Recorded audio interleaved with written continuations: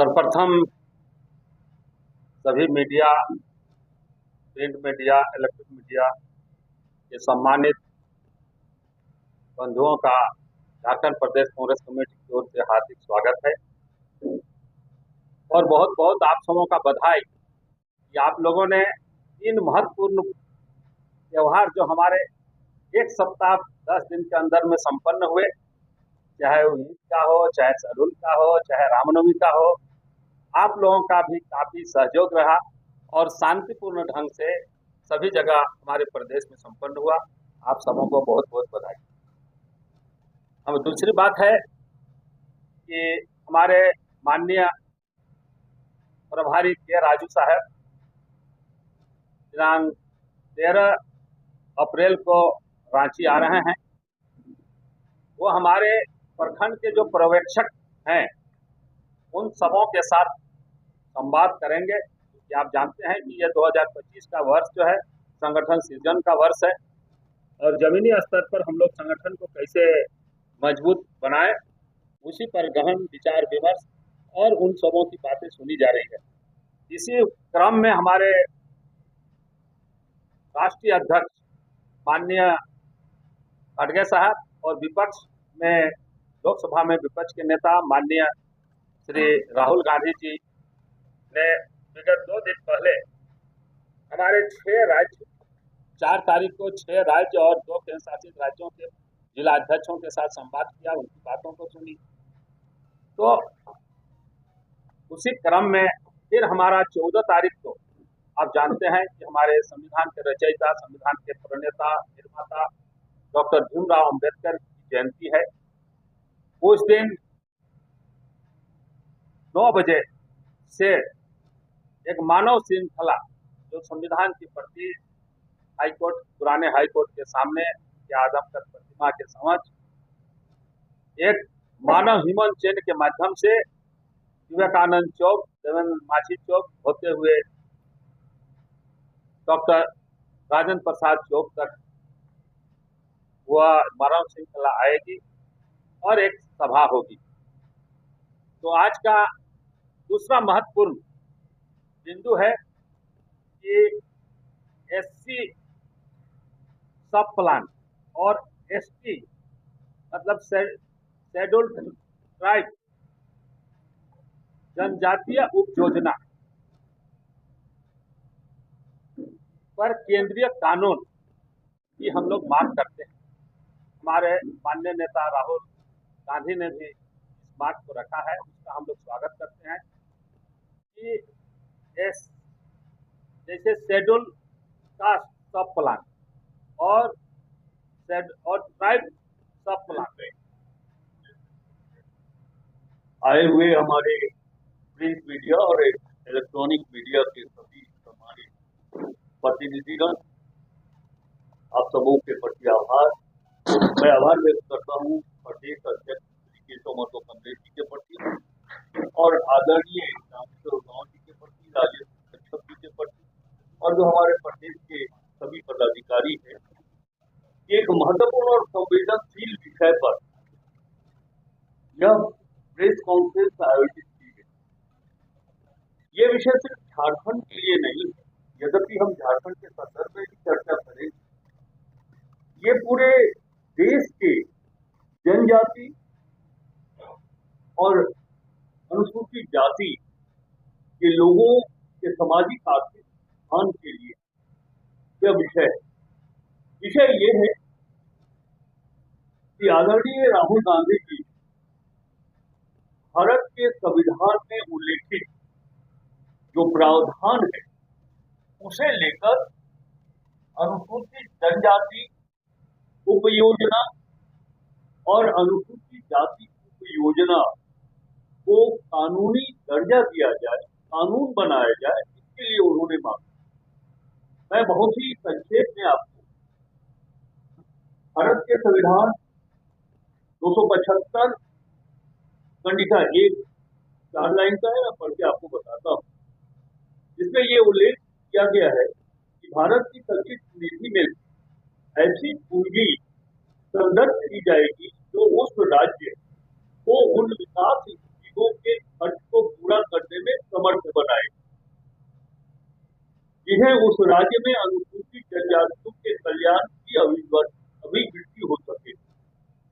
मैं इसलिए संविधान के इस धारा का उल्लेख कर रहा हूँ, जैसा कि हमारे आदरणीय रामस्वरूप राव जी ने अपने वक्तव्य के क्रम में इस बात का उल्लेख किया है कि ये जो डिमांड है कि इसको कानून का रूप दिया जाए, ये भारत के संविधान द्वारा प्रावधानित, इससे हटकर इतर कोई मांग राहुल जी नहीं कर रहे, अखिल भारतीय कांग्रेस कमेटी नहीं कर रही है और झारखंड प्रदेश कांग्रेस कमेटी।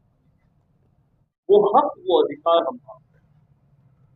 हम आपको बताना चाहते हैं कि 1974, 75, 76 और 79, 80 में तत्कालीन प्रधानमंत्री श्रीमती इंदिरा गांधी जी, यद्यपि संविधान में यह प्रावधान पहले से चला आ रहा है, लेकिन देश के आदिवासी और दलितों के आर्थिक सामाजिक उत्थान के लिए उन्होंने उप योजना का प्रावधान किया। ये कोई नई बात नहीं, सबसे पहले उन्होंने ही किया। हमारी पार्टी 2013 में कानून बनाने के लिए भी तैयार, प्रक्रिया में आगे बढ़ गई। बहुत कदम पूरा कर लिया गया था कि हम कानून बनाए। उस समय डॉक्टर मनमोहन सिंह जी हमारे प्रधानमंत्री हुआ करते थे, लेकिन अफसोस की बात यह रही कि 2014 में चुनाव का सामना करना पड़ा। देश में चुनाव हुआ लोकसभा का, कानून बनाने की यह सोच, यह सपना साकार अखिल भारतीय कांग्रेस कमेटी डॉक्टर मनमोहन सिंह के नेतृत्व में नहीं कर पाई। अब स्थिति यह है, मैं फिर कहना चाहूंगा कि हमारे प्रदेश अध्यक्ष जी और हमारे पूर्व वित्त मंत्री जी डॉक्टर रामेश्वर उरांव जी ने इस बात पर फोकस किया। भारत सरकार, एक तो यह है कि विगत एक दशक में जो पैसा मिलना चाहिए था देश के विभिन्न राज्यों में आदिवासी और दलितों के लिए, उसमें कटौती की, लगातार हरास होती। जनसंख्या और उनकी सामाजिक आर्थिक दृष्टि को देखते हुए जो हक मिलना चाहिए था, वित्तीय हक मिलना चाहिए था देश के दलित और अनुसूचित जाति के लोगों को, वो नहीं मिला। अगर उससे गिरावट आई, हमारे प्रदेश अध्यक्ष जी ने आपको वो आंकड़ा के माध्यम से बताया है कि विगत एक दशक में अनुसूचित जाति ट्राइबल सब प्लान के पैसे को सही ढंग से खर्च नहीं किया जाता। राज्य का नाम नहीं होगा, मैं बताऊंगा। एक राज्य में जीएसटी के पैसे से पुलिस के लिए गोलियां चली, फिर दूसरे राज्य में स्टेट ट्रांसपोर्ट का हेडक्वार्टर बनाया। कोई मतलब नहीं है ट्राइबल के वेलफेयर। मकसद है 275(1)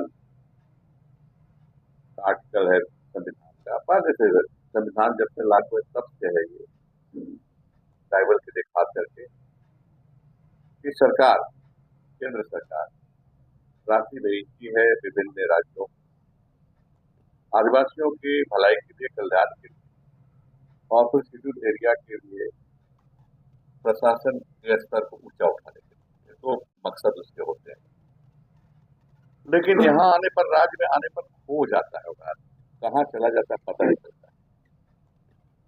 एक राज्य में शहर से एयरपोर्ट जाने वाला रोड जीएसटी के पैसे से बनेगा। आप समझ सकते हैं कि क्या मतलब, इसका कोई अर्थ है कि नहीं है। किस तरह से घटनाएं होती है। तो राहुल जी की जो मांग है, हमारे प्रिय नेता राहुल जी के मांग है, कानून बनाया जाए ताकि ये सही ढंग से खर्च हो आदिवासियों की भलाई के लिए और आदिवासी इलाकों के विकास के लिए। तो मकसद इसके विकास के लिए सही ढंग से खर्च, ये इस पर कानून बनाया जाना चाहिए। हम धन्यवाद देंगे अपने लोकप्रिय नेता को, राहुल जी को, जिन्होंने यह मुद्दा उठाया, पहले होना चाहिए था। लेकिन चलिए, देर ही सही, जो मुद्दा उठा है, और केंद्र सरकार से भी हम अपील करेंगे, अनुरोध करेंगे, इसको जल्दी से जल्दी कानून पर रोक दिया जाए, ताकि डाइवर्सन ऑफ फंड जो होता है वो रुके। साथ साथ ये कहूंगा मैं, कानून बनाने के साथ अभी तक जो राशि खर्च हुई है जहां तहां, उसका स्पेशल ऑडिट, ताकि ट्राइबल और शेड्यूल कास्ट के हमारे साथी लोग जाने कि उनके लिए पैसे केंद्र सरकार ने दिए प्लान के तहत, पीएसपी और एससी के तहत, उस उन पैसों को, उन राशियों को राज्य की सरकारों ने किस तरह से खर्च किया, अपव्यय किया, क्या किया, उसको खर्च किया। मुझे याद है कि किरण रेड्डी जी थे मुख्यमंत्री आंध्र प्रदेश के, वहाँ गैस की कमीशन लेके एक अच्छी बात हमको उस राज्य में मिली कि जो डाइवर्सन होता है उसको रोकने के लिए कानून है।